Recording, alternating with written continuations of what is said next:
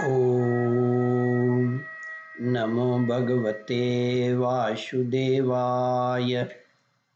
श्रद्धालु भक्तों, श्रीमद्भागवत महापुराण के 10वें स्कंद के पूर्वार्ध के 32वां अध्याय के अंतर्गत भगवान का प्रकट होकर गोपियों को सांत्वना देना, इसका प्रस्तुतिकरण करूंगा। इसके पहले 31वां अध्याय समाप्त हो चुका है। जहां तक आप कथा श्रवण कर चुके हैं, उसके आगे का प्रस्तुतिकरण करता हूं। श्री सुखदेव जी कहते हैं, परीक्षित, भगवान की प्यारी गोपियां विरह के आवेश में इस प्रकार भांति भांति से गाने और प्रलाप करने लगी। अपने कृष्ण प्यारे के दर्शन की लालसा से वे अपने को रोक न सकी। करुणाजनक सुमधुर स्वर से फूट फूट कर रोने लगी। ठीक उसी समय उनके बीचों बीच भगवान श्री कृष्ण प्रकट हो गए। उनका मुख कमल मंद मंद मुस्कान से खिला हुआ था। गले में बनमाला थी, पीतांबर धारण किए हुए थे। उनका यह रूप क्या था? सबके मन को मथ डालने वाले कामदेव के मन को भी मथने वाला था। कोटि कोटि कामों से भी सुंदर, परम मनोहर, प्राण वल्लभ श्याम सुंदर को आया देख गोपियों के नेत्र प्रेम और आनंद से खिल उठे। जब वे सब की सब एक ही साथ इस प्रकार उठ खड़ी हुई, मानो प्राणहीन शरीर में दिव्य प्राणों का संचार हो गया हो। शरीर के एक एक अंग में नवीन चेतना, नूतन स्फूर्ति आ गई हो।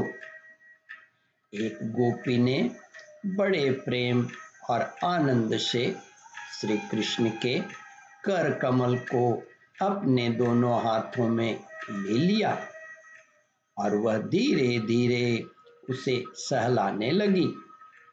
दूसरी गोपी ने उनके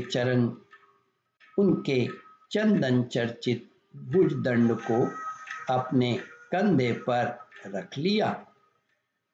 तीसरी सुंदरी ने भगवान का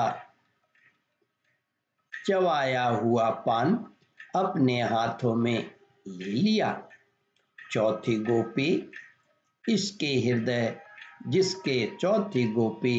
जिसके हृदय में भगवान के विरह से बड़ी जलन हो रही थी, बैठ गई और उनके चरण कमलों को अपने वक्ष स्थल पर रख लिया।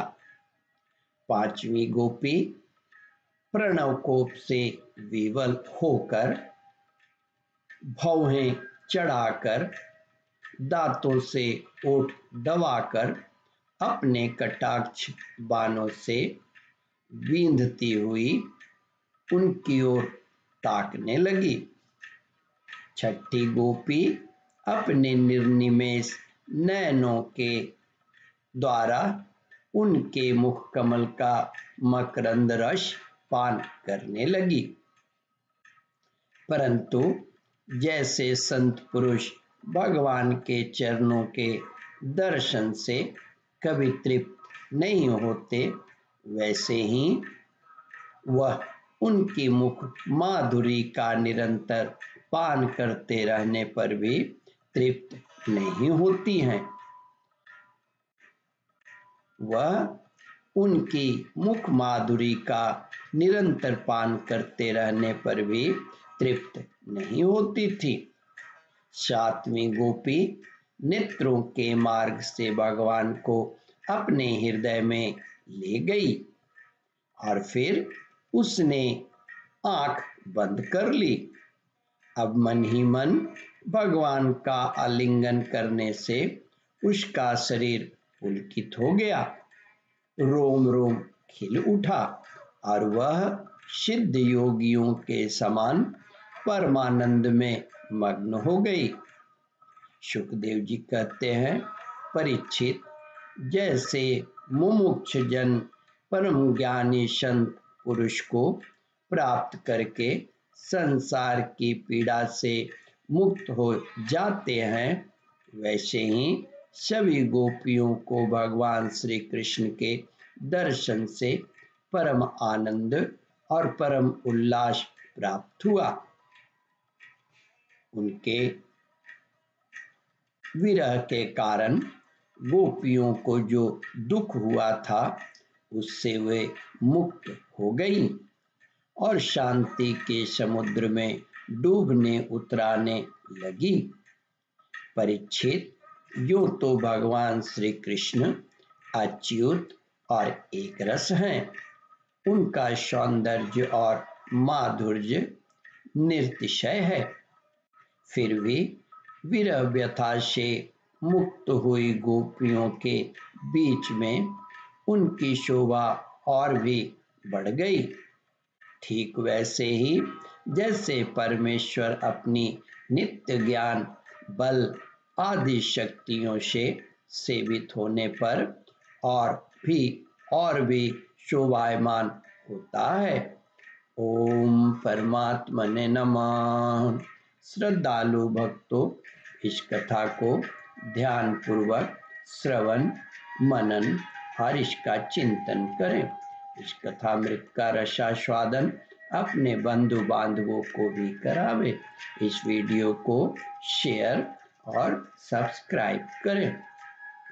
ओम परमात्मने नमः।